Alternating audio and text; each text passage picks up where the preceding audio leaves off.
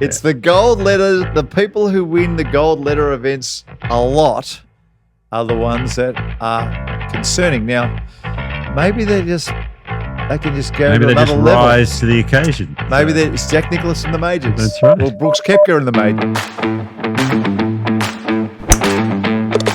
Welcome to Talk Birdie to Me with former world number 16 Nick O'Hearn and Tour Pro Mark Allen, live from Titleist and FootJoy headquarters. And thanks to our great partners, Host Plus, the official retirement partner of Talk Birdie to Me.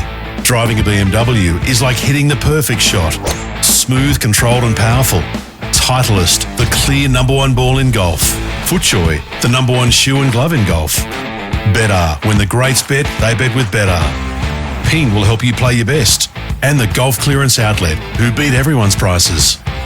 Now, here's Nick and Mark.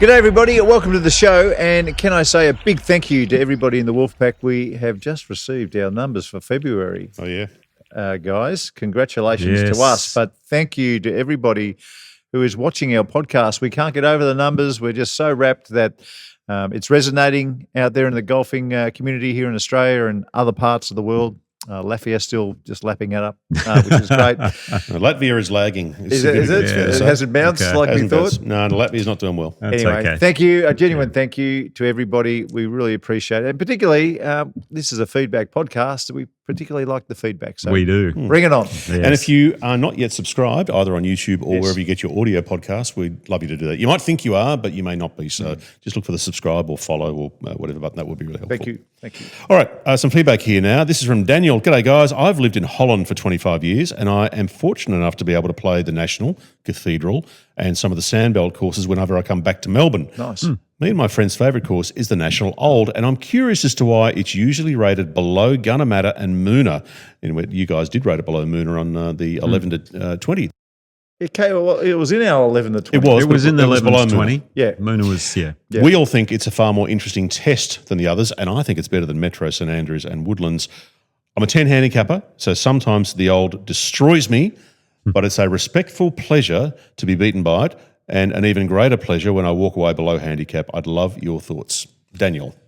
Look, it's a really good question. Because you're a national, you're I'm a out member. there. You're a member. Yes. You're a member. So I think we all understand that when you play the same course over and over, it's your course. It's the course that you play 98% of the time. You do get better on that golf course. When people come to the National Old and it's a windy day, I just feel like you can get smashed. The only thing I will say get about the smashed Old, out there. where maybe, it's below the rankings or above, however you want to Yeah. look at it. If you're not driving the ball well, Ugh. it's a long day for you. It's You're a gonna have long, maybe long 20 day. points. Yeah. If you're driving the ball well, then the course opens up. So Yes. it puts a little, almost not too much emphasis, but there is a lot of emphasis on the drive. Yeah. And if you do that well, you can then score very well. So I'm more of an all-round type Yes. game person myself. The views, the condition, the Unbelievable. routing Unbelievable. is incredible. So, Unbelievable. yeah. Like so incredible. my favorite hole on the whole property, and Yeah. one of my favorite holes in the world golf is the 7th, the Yeah. par 3. Especially I love it when it's a windy day, because then all of a sudden Yeah. you're in for a world of hurt if you don't strike the ball perfectly. Yes. Calm day, it's another Yes. hole where you go, okay, yeah, great, no problem. So the point, my point was not playing there much, but still being a lover of the course. I mean, I love it. I've still got it in the top 20 in here in Australia. I mean, we've got some beautiful courses here. The other thing about it, off the tee, difficult, but unless you know what you're doing and where some of those pins are, The greens are pretty severe. It's Yep. pretty severe. So I think we're at losers' points. The greens are very severe, and obviously, if you play there all the time, you've got a better compass for getting around. And I think off the tees, probably for such a windy place, it's probably a little bit harsh for such a windy place. But they're my only two criticisms of the golf course. That's it. Otherwise, perfect. Last week, we were talking about the toughest 3 finishing holes in world golf. I think Oh, yes. Nick, you counted Yes. them down. Roger has said Carnoustie Toughest Whoa. last 3 holes I've seen. Oh, what was I thinking? Of course. Well- 16, 17, 18, they are brutal. 18 for if you just tee it up and play. There's a par 5, isn't it? It's par 4 in the Open Championship. That's just a par. It's a pretty cruisy par 5, Or really. Par 7 for Jean. But I agree with 16. 16 is a tough 3. 16 into the wind. 17 is a par 4.5 kind of thing. It's just 2 long irons because you can't hit a wood off the tee there. You go into the burn. Yeah. It's a good- It's It's a good point. Yeah, I missed that one. My only Open was at Carnoustie, and the 16th hole was into the wind both days, and it wasn't that Probably windy. driver. It wasn't that windy, and we'll hit and driver to Yeah. it. Yep. I'm glad you said Open because every time you say British Open, we get so many messages. Yeah. Geez, people are Nice. sensitive about that. I know. I know. I know. Sensitive. I understand why they do it. They're trying to be, golf savvy, but Yeah. unfortunately, sometimes I talk about our Open. I just say our Open, Yeah. the Open. Falco has got a comment about an underrated finishing 3 holes. An underrated finish in Melbourne, I think, is Southern, a short par 3 littered with bunkers and long you are dead. A long par 5 with extremely demanding second if you're having a crack, and then a long par 4 dogleg left with trouble on both sides in the landing zone with driver. Yeah. That's Falco's view. Mark, I know you've got a club record there, haven't you? Yeah, at Southern. At Southern.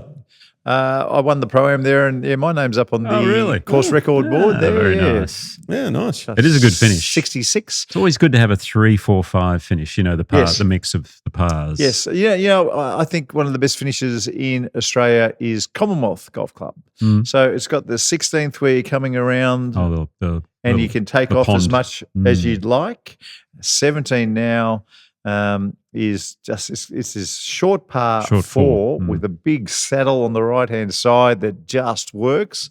And 18 is one of the best par 4s finishing holes we have in the country. So Yeah. I always rate Commonwealth's finish as well. Yeah.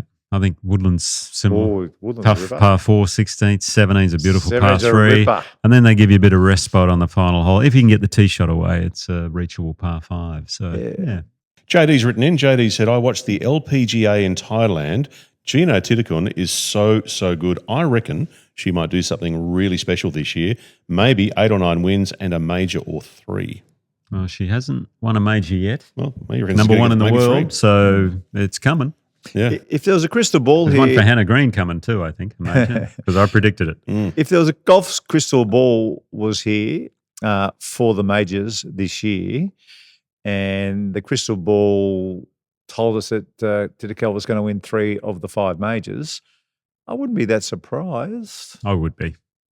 Would you be surprised if she'd won 2 of the 5? Maybe not 2. No, I think she plays well on courses that are not, what's the right word? That are softer, I guess, and a bit more in front of you. When you have to hit different shots and play courses that are a little tougher and firmer, I think maybe, So I'm not sure. Yeah, I mean, I think she'll win 1 major this year. Gino, maybe 2 would be phenomenal. It wouldn't surprise me. 3 would be a big ask. okay. So There is 5 of them. So there is 5. That's right. The crystal. What about the crystal ball for the men?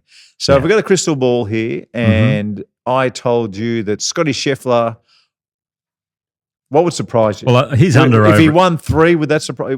3 would surprise me. Yeah, I think 2 wouldn't. He's under over would be kind of 1.5, wouldn't it? Yeah. So He's under those 1.5. yeah, That's I mean right. that's how good the guy is. That is right. So if he wins 1, he'll go, it was an okay year. 2's like, yep, well that was a really good year. 3 would be wow, okay. Yeah. If he wins none, it's like not a very good. It's a terrible year. My crystal ball is telling me that Justin Rose is going to go very well in the Masters. Okay, That's just a side note. all right. Just preempting our better preview pod That's maybe just later on. that's just my crystal ball. Scott, just watched the episode with Ritchie Smith. An amazing insight into how a successful Australian coach goes about his work. That was awesome.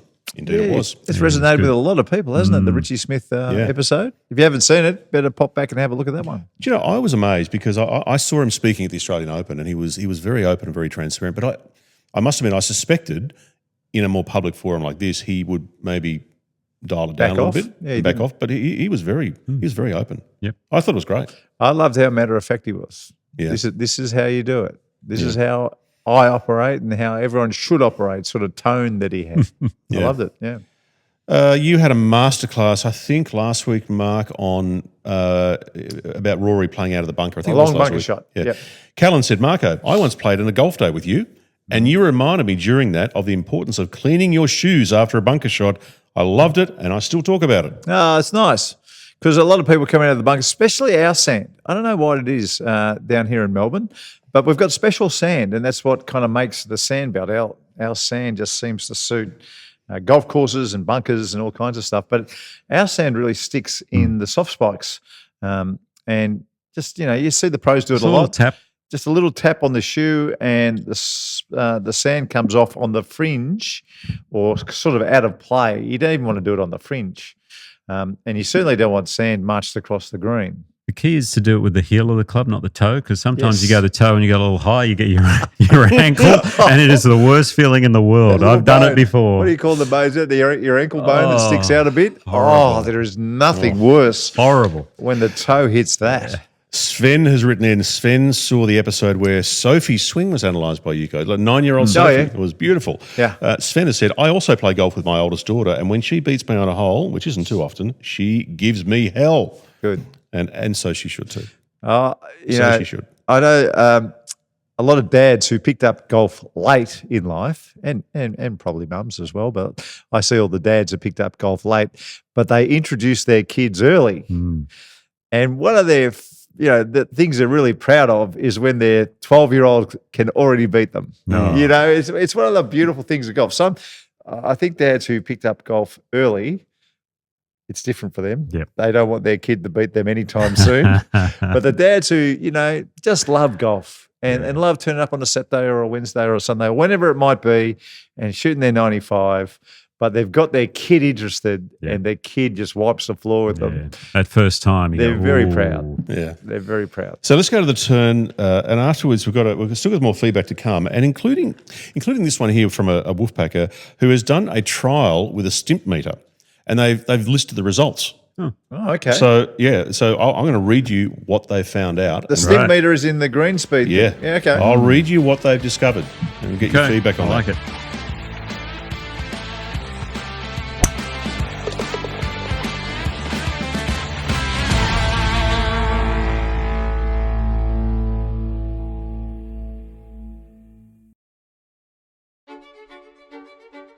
What I'm working on in my swing at the moment is being able to sync my lower body to my upper body on the way down. The Hyperflex shoe offers the stability and comfort that I'm looking for in my golf swing. Golf shoes are a huge part of golf equipment, especially when I'm working with the longer clubs like 3-wood and driver. I'm really able to go to another gear and know that I'm going to be supported. My name is Elvis Smiley and these are my FJs.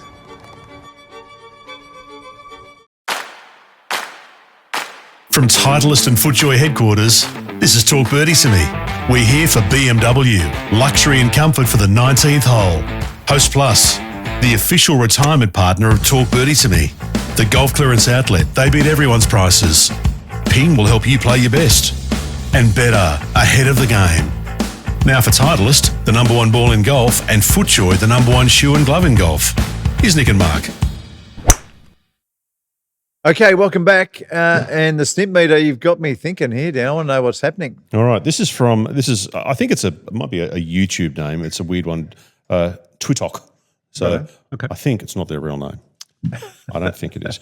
Hey guys, I did a trial with a stimp meter, 300 balls. Good sample size. Yeah. That 300 is balls. Patience. 100 were new balls. 100 were balls that have done 1 round. Oh. And 100 were balls that have done 2 rounds. Right. 12 foot away. Yep. Here's the results. Of the 100 new balls, I hold 21%. So the ramp never changes position, I'm I assuming imagine? they haven't said that, but I'm assuming not. Typically a straight putt. I'm Yeah, okay. assuming not. Okay. Yeah. Of the 1 round balls, I hold 11%. Of the 2 round balls, I hold 7%. Wow. My findings, change your ball after 9 holes. Interesting. But the only thing with that, I wonder if, because you get a groove going in the green as well. Yeah. But And rolling ball after ball on the they've same done line. if they've done the new balls first, I know. Well, they might have done them last. Well, yeah, well, that's true. That's an interesting point. Might have started with the 2 round balls. I feel like we need more information then. Yeah. Yeah, get And back did to they us. change? Yeah. If he did because I imagine he's just doing the one ball. You know, he's got one ball in there in his bag that's been played twice. One ball has been used once, and he's got a brand new one and just doing it over and over with the same ball. But the groove is a factor, especially when you've done 300. Yeah. I always go back to the Dave Peltz experiment where he set up a ramp on I think it was an 8-foot putt, my memory, and in the morning after no one had stepped on that particular part of the green, it was a tour event. That's right.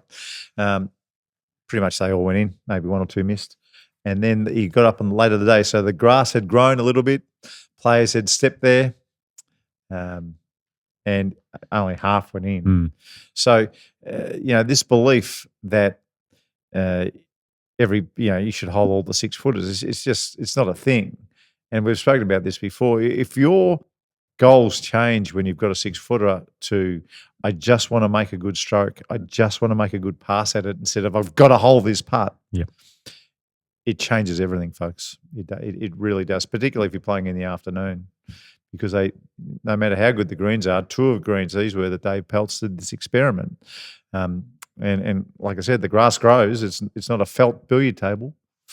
Things change. So just make a good pass at the ball with those 6-footers. Either that or just pat down that line as much as you possibly can each time. Gee, that's changed the game, hasn't it? Jeez. It has changed the game. How bad was it, Nick? How bad was it back in the Spike days when you hit a 3-iron, a 6-foot. You got this thing that's a centimetre long in front of you. And you got the biggest spike mark you've ever seen right in front of you. It was a nightmare. You had to try and change the pace almost, or you just have sometimes the spike mark would be in a spot where you just couldn't avoid it. No.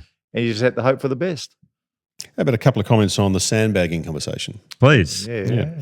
Okay, this one from Humble. Are we naming names? I'll be well, no, not actually. Good, You're good. welcome to if you want it. No. No, I was from our Oh, right. Okay. There's a few blokes at my course I could name.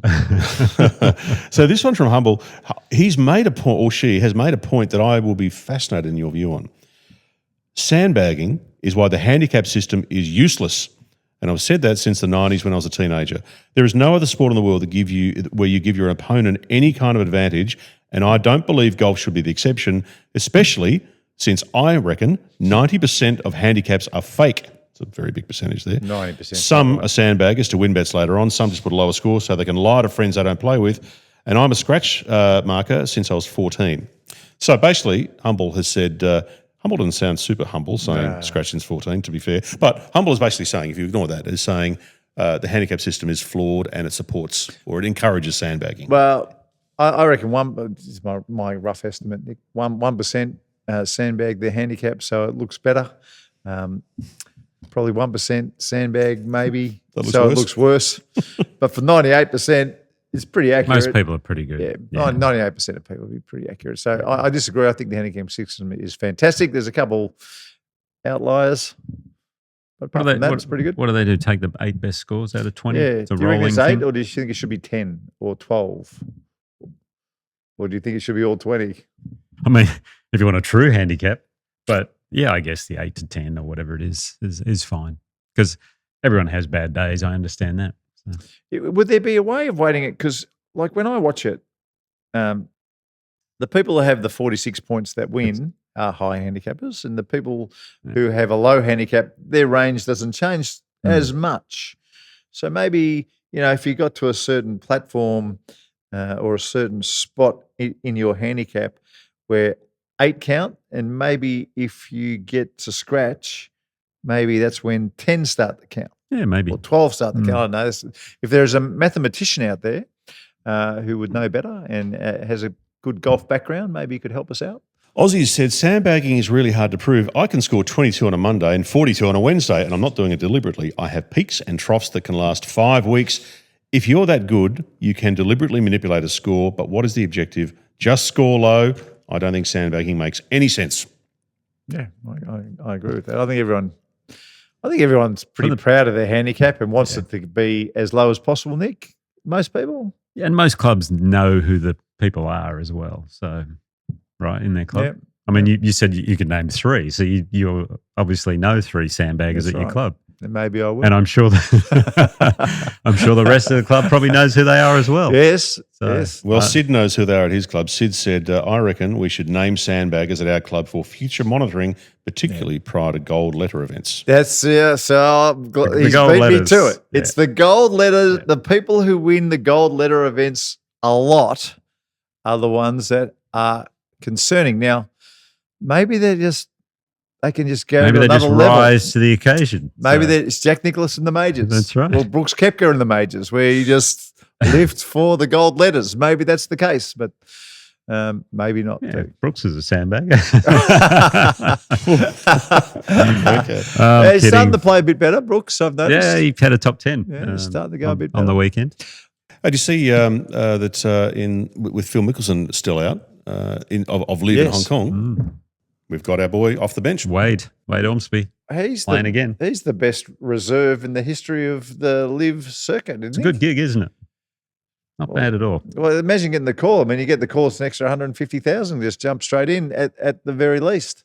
I guess. Very nice. Yeah. Not bad. Well, that's the feedback for today, boys. We've got plenty more, but we'll go through some more another time. That's been it. Speaking of sandbaggers, what's your handicap these days?